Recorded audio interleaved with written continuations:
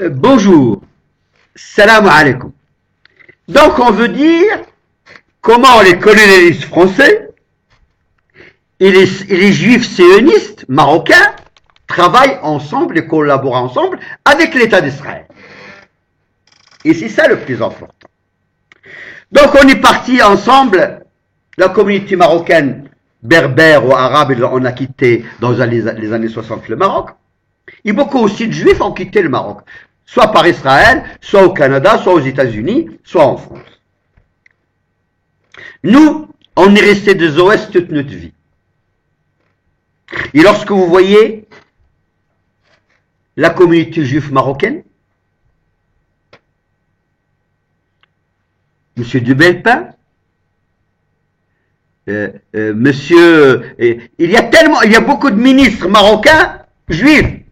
Il y a beaucoup de juifs, c'est-à-dire la communauté juive. Ce que je veux dire, la communauté juive marocaine, il est au plus haut niveau en France. Et la communauté marocaine, il est au plus bas niveau en France.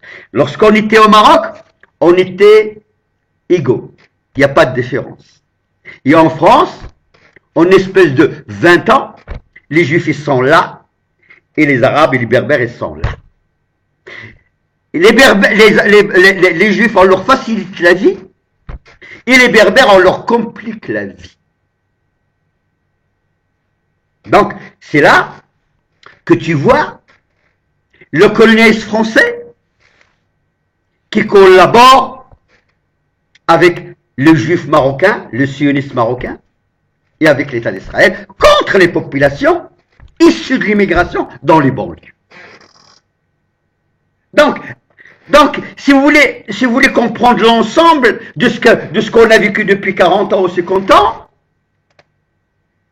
c'est quelque chose de caché, et c'est pire que le colonialisme. Je l'appelle moi le nazisme. Donc, on a soutenu des régimes fascistes au Maroc comme Hassan II, comme son fils, et on a massacré le peuple marocain. Et je me rappelle en 1981, lorsque les socialistes sont arrivés au pouvoir, parce que j'ai pas mal d'amis dans le Parti socialiste, et que il faut savoir qu'en 1979, il y avait une révolution en Iran, et que la France, avec les juifs marocains et les sionistes, ont peur de perdre le Maroc. Ont peur que le Maroc, lui aussi, fait sa révolution. Donc on a décidé de transférer 1 700 000 emplois au Maroc. C'est-à-dire les entreprises françaises. À l'époque, on a commencé par l'électronique, Thomson. Après, les laboratoires pharmaceutiques. Après, l'aérospatiale. On a investi énormément dans l'hôtellerie. On a investi maintenant énormément dans l'automobile. On a. Et puis, il y a presque 5000 sociétés françaises qui emploient à peu près pas loin de 1 700 000 Marocains au Maroc. Et qui les payent autour de 250 à 300 euros par salarié. Donc, cette politique d'envoyer les entreprises françaises au Maroc, et le régime français, il s'approche des sionistes arabes de l'Arabie Saoudite et de Dubaï, et ont demandé à ces Arabes d'investir au Maroc. Donc, ces Arabes, ils découvrent le Maroc, ils découvrent la facilité de la prostitution au Maroc, ils découvrent la pédophilie, donc ils vont investir au Maroc. On ouvre le Marocain et on déshabille le Marocain. Donc, tu as les entreprises françaises qui arrivent au Maroc, parce que du Maroc à Paris, c'est 2 heures d'avion.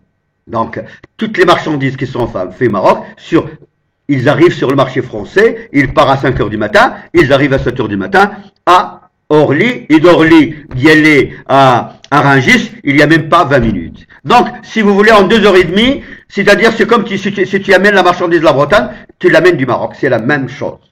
Donc, il y a une facilitation de transport, on produit, il en vend des richesses, et le peuple marocain, il n'a rien.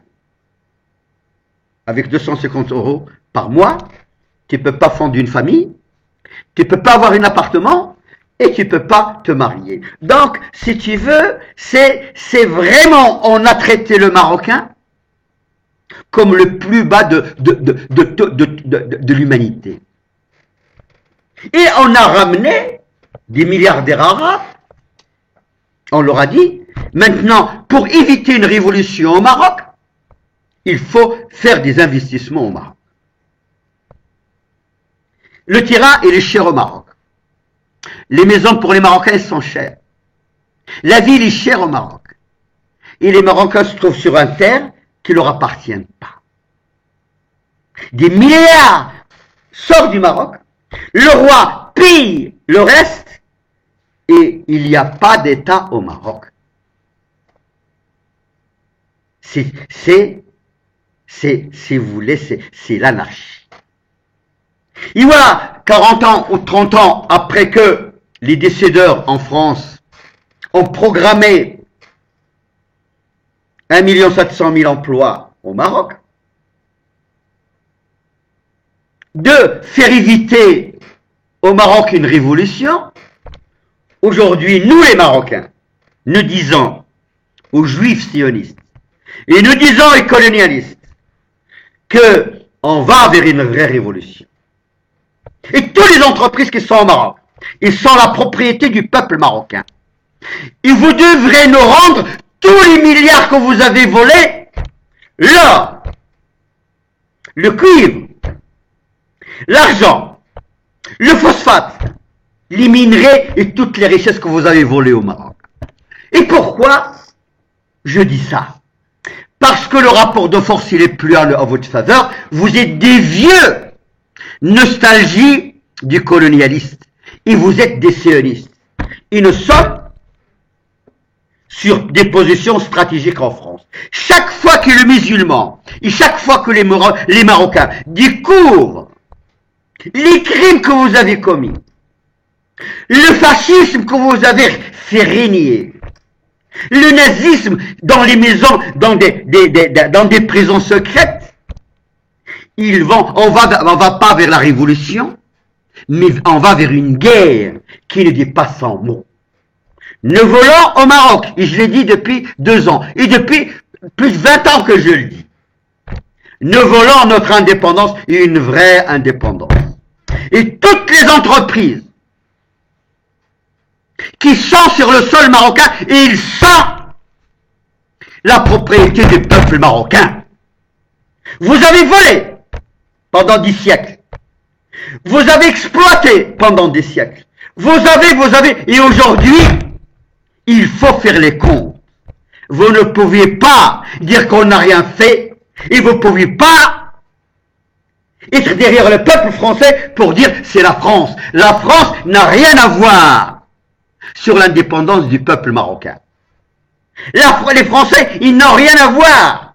Mais c'est entre nous, les Marocains, et entre les Juifs marocains, et entre les colonialistes français, ceux qui ont volé des richesses et qui payent pas d'impôts au Maroc et qui payent pas d'impôts en France. Ils ont le marché marocain et ils ont le marché français. Ils jouent sur les doubles populations. Donc, la population française est victime et la population marocaine est victime.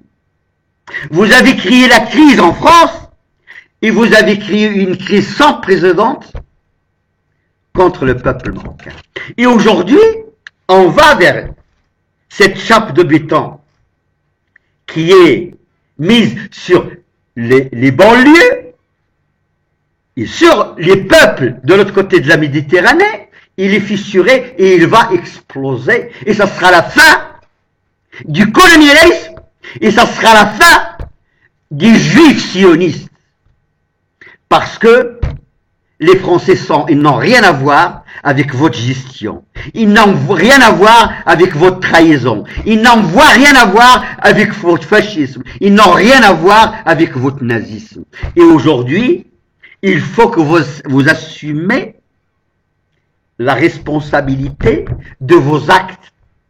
Il faut, si vous voulez, expliquer expliquer au peuple marocain, au peuple algérien, à la Côte d'Ivoire, au Sénégal, à la Mauritanie, aux Maliens, aux Nigériens, aux Libyens, le vol, que vous êtes des voleurs, et que vous êtes des nazis, et que vous êtes des sionistes, et que cette idéologie sioniste nazie on doit l'arrêter, et vous devrez être arrêté et traduit devant une justice internationale pour les crimes que vous avez commis contre l'humanité et contre nos enfants dans les banlieues et contre nos frères dans les pays d'origine et contre une grande partie de l'Afrique pour voler ses biens, pour voler ses richesses.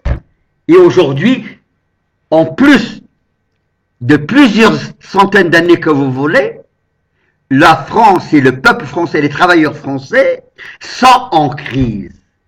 Ils sont, et c'est pour ça, on appelle la communauté française, on appelle la communauté nationale à être avec la communauté musulmane pour que ces criminels, pour que ces fascistes, pour que ces nazis, on les traduit devant une vraie justice pour les crimes qu'ils ont commis contre les peuples. Et contre le peuple français, et contre le peuple marocain. Salam alaikum wa rahmatullahi ta'ala wa barakatuh.